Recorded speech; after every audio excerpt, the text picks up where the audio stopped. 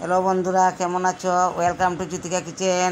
তোমরা কেমন আছো? ভালো আছো? আমিও ভালো আছি। আজকে আমার আজকে বড় মেয়ে এসেছে।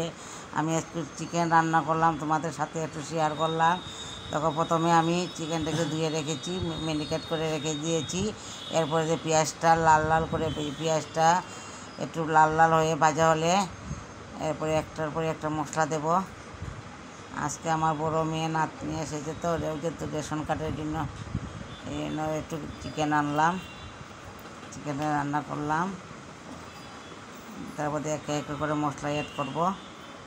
আগে পেঁয়াজটা ভাজা ভাজা হয়ে যাক, এরপর পেঁয়াজ বাটা রসুন বাটা দিয়ে দিলাম। একে একে জিরা বাটা, আদা বাটা, রসুন বাটা, ধনিয়ার গুঁড়া, শুকনো লঙ্কার গুঁড়া, হলুদ দিয়ে মশলাটাকে ভালো, চিনি, স্বাদ মতো লবণ দিয়ে ভালোটাকে কষা করে ভাত চাল কুমড়ো ভাজা করছি। এরপরে আলু তিতকলা উচ্ছে ভাজা বলো তোমরা।